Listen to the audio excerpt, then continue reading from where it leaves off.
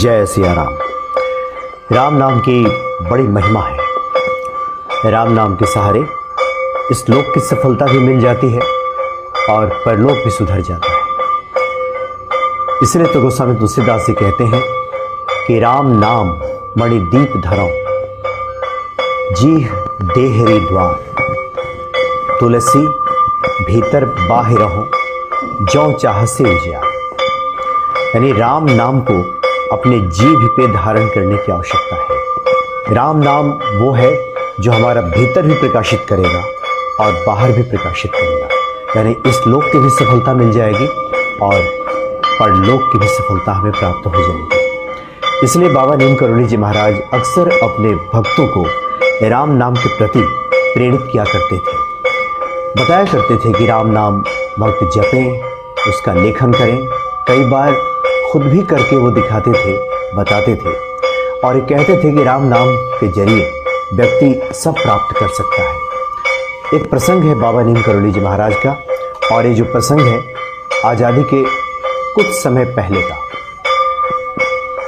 दरअसल बाबा जी के एक भक्त हुए राम नारायण सिन्हा जी। राम नारायण सिन्हा जी अंग्रेजी हुकूमत में, अंग्रेजी शासन जिस समय चल रहा था, उस वक्त सब इंस्पेक्टर के पद पर तैनात थे और बाबा के दर्शन के लिए हमेशा उनके पास जाया करते थे। बाबा उन्हें राम नाम के प्रति प्रेरित भी करते थे। लेकिन जो इंस्पेक्टर साहब, जो सब इंस्पेक्टर थे राम नारायण सिन्हा जी, वो राम नाम जपने या लिखने के प्रति उनकी इच्छा भी जागृत नहीं हो पाई थी। बाबा के दर्शन करते थे, हनुमान जी की भक्ति करते थे, लेकिन राम नाम की महिमा से वो परिचित नहीं हो पा रहे थे। इसलिए बाबा जी ने एक लीला की।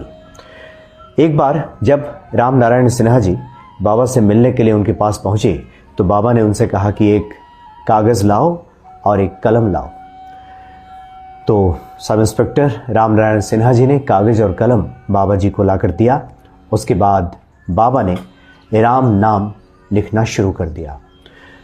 पूरे पृष्ठ को राम नाम से भर दिया। राम नाम लिखते रहे। बड़े ही भावप्रवण अवस्था में बाबा जी राम नाम का लेखन कर रहे थे उस वक्त।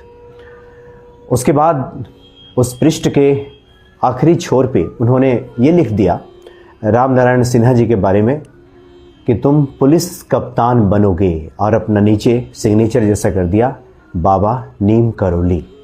ये बाबा ने इस प्रकार से लिख दिया और कहा उनसे, राम नारायण सिन्हा से बाबा ने, कि देखो तुम आने वाले दिनों में पुलिस कप्तान बन जाओगे।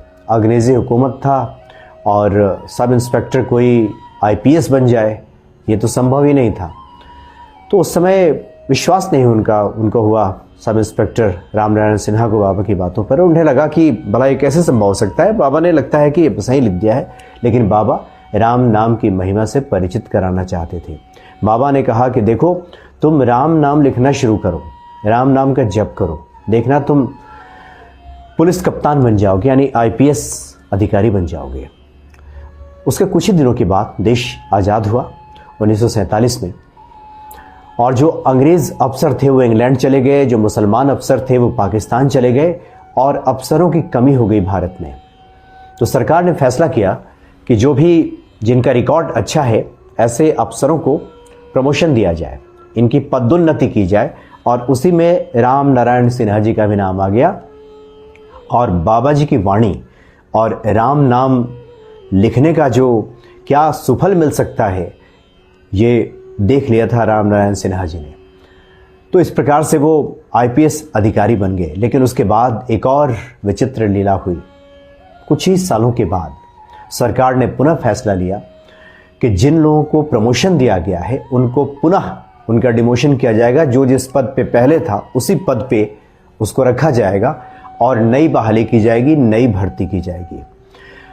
अब राम नारायण सिन्हा जी के सामने बेइज्जती वाली स्थिति थी।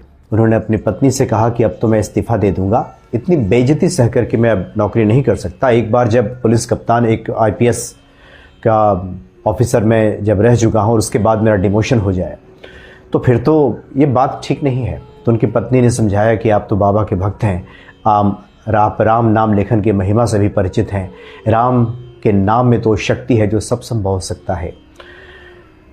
तो राम नाम तो अब लिखना उन्होंने शुरू कर ही दिया था।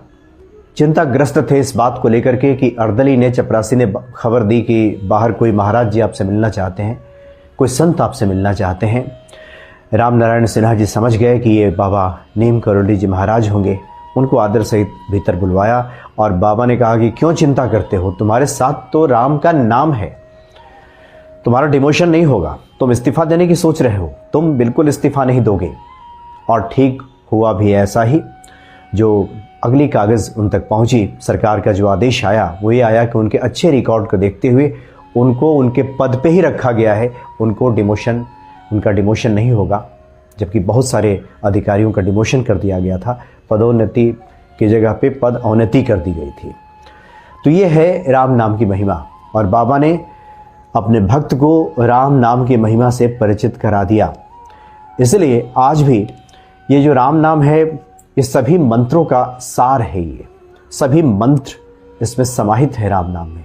इसलिए जो लोग इस लौकिक सफलता को चाहते हैं, इस जीवन की सफलता को चाहते हैं और चाहते हैं कि परलोक भी सुधर जाए, तो राम नाम मणिदीप धरो, जो गोस्वामी तुलसीदास जी ने कहा है कि इसको जीभ पे रखने की आवश्यकता है। जिस प्रकार से देहरी पे, चौखट पे अगर हम कोई दिया जला दें तो बाहर भी प्रकाशित होता है और भीतर भी प्रकाशित होता है, उसी प्रकार से अगर हम राम नाम को अपनी जीभ पे, जिह्वा पे धारण करते हैं तो हमारा भीतर भी प्रकाशित होगा और बाहर भी प्रकाशित होगा।